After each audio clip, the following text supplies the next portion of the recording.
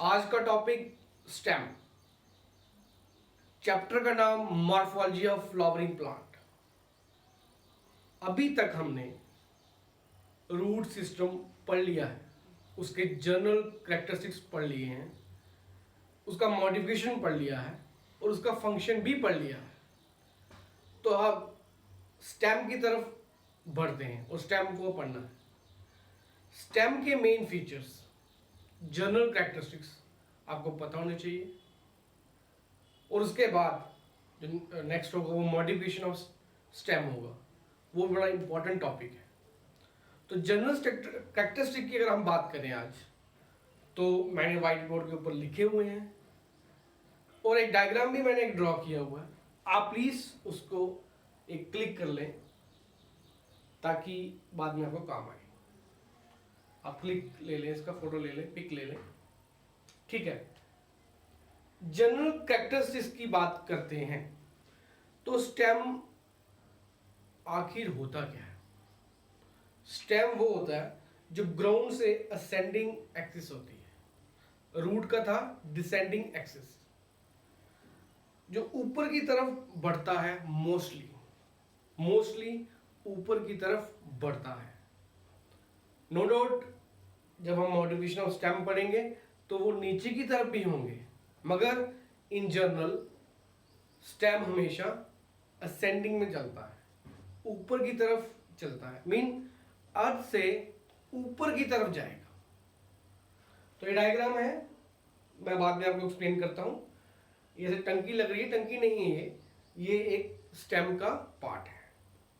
Stem है और stem के साथ साथ लीफ भी है, बर्ड भी है, एक्सिलरी वर्ड भी है, एपिकल बर्ड भी है। तो मेन कैरेक्टरिस्टिक्स की बात करते हैं, वो है कि स्टेम के ऊपर नोड्स और इंटरनोड्स प्रेजेंट होते हैं। How to identify the stem? The simple ways, nodes and internodes present होंगे तो हमें पता लगेगा कि ये स्टेम है। ये एक असेंडिंग एक्सिस है, मीन स्टेम है।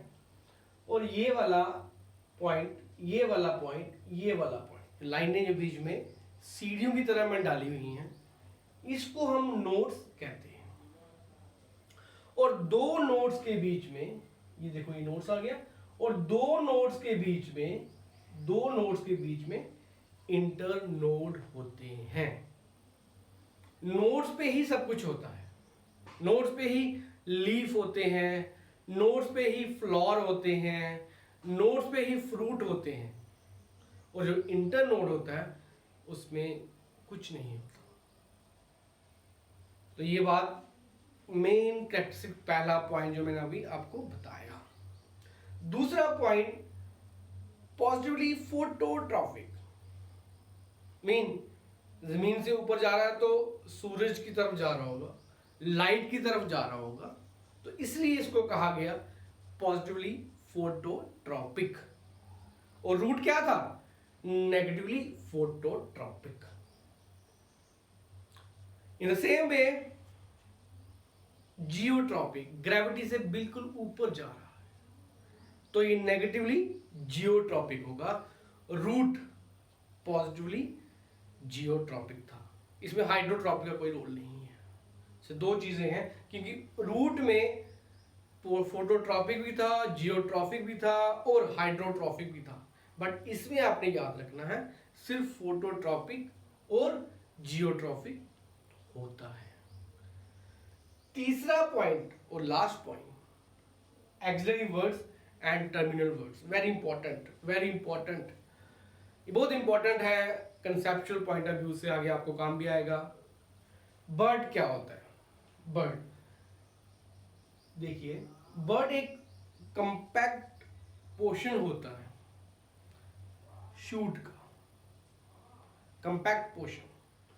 तो पहले शूट सिस्टम क्या होता है? शूट सिस्टम, ये एक स्टेम था। शूट सिस्टम होता है stem plus leaves plus flowers.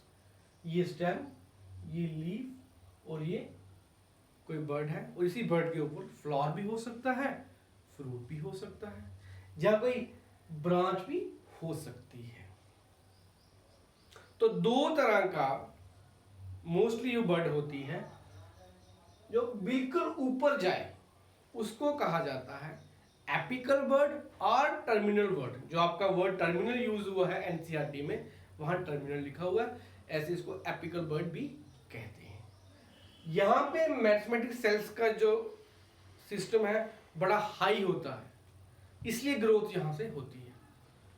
और इस वाले पोर्शन से जो नोड से स्टार्ट होता है, यहाँ से लीफ स्टार्ट होता है, उससे थोड़ा एंगल लेके वो उसको कहा जाता है एक्सिलरी बर्ड। एक्सिलरी बर्ड हमेशा इसी एंगल पे होगा, इसी एंगल पे एक्सिलरी बर्ड होगा, और जो बिल्कुल टॉप होगा वो एपिकल बर्ड होगा। एक बात मैं आपको बता देना चाहता हूं कि ये बर्ड जब ग्रो करती है तो एक ब्रांच की तरफ चली जाती है, ऊपर ब्रांच चली जाती है। सपोज करो मैंने ये डाल दिया ऐसे, और यहाँ पे फिर यहाँ पे एक बर्ड होगी, और यहाँ पे नोड है, नोड है, नोड है, यहाँ पे ऐसे पत्ते हो जाएंगे, ठीक है, इस तरह का सिस्टम बन जाएगा।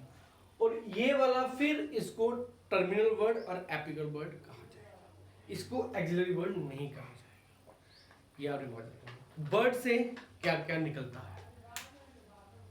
बर्ड से एक ब्रांच निकल गई, पहला पॉइंट।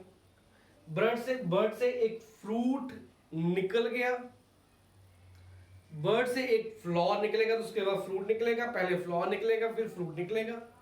और बर्ड से ही जो वर्ड का मॉडिफाई हम कर सकते हैं, यहां से थॉर्न भी निकलता है, जैसे सिट्रस फ्रूट में होता है, बर्ड से थॉर्न भी निकलता है, ठीक है, ये आपने बात याद रखनी है। और बर्ड से ही टेंड्रिल के पोर्शन भी निकलते हैं कभी फॉर सपोर्ट के लिए, जैसे ग्रेप वाइन में होता है। तो बर्ड से क्या क्या निकलता है? बर्ड से क्या क्या निकलता है? फ्रूट निकलता है, प्लस फ्लावर निकलता है, प्लस थॉर्न निकलता है, ठीक है, और प्लस टेंड्रिल भी निकलता है। ये वाला पॉइंट आपने याद रखना है, आगे आने वाले नीड पॉइंट ऑफ व्यू से ये पॉइंट इंपॉर्टेंट है। तो ये हो गया मेन कैरेक्टरिस्टिक्स, जनरल कैरेक्टरिस्टिक्स। आप स्टेम को रूट से भी पहचान सकते हो, और आप स्टेम के ऊपर जो बर्ड लगे हैं आप उसको भी आइडेंटिफाई कर सकते हो। सुबह सुबह मॉर्निंग में निकला तो मेरे घर के साथ ही मेरा गार्डन है, तो उस गार्डन में मैं सुबह लेडी फिंगर देख रहा था। एक पौधा था और पौधे के ऊपर भिंडी उग रही थी, पहले फ्लावर्स था, फिर मैं देखता था लीफ के साथ ही यहाँ फ्लावर्स हो रहा है, और इसी फ्लावर के साथ साथ एक लेडी फिंगर का डेवलपमेंट हो रहा है। तो ये हर मैक्सिमम जो फ्रूट्स होते हैं, फ्लावर्स होते हैं, या मैक्सिमम जो प्लांट्स होते हैं, उसमें ये चीजें पाई जाती हैं। तो ये स्टेम का कैरेक्टरिस्टिक था। ये लेक्चर मेरा कैसे लगा आपको? प्लीज इस लेक्चर पर कमेंट करें, शेयर करें, और सब्सक्राइब तो कभी ना भूले ना, वो हमेशा करें। तो आज के लिए इतना ही। Thank you, all the best.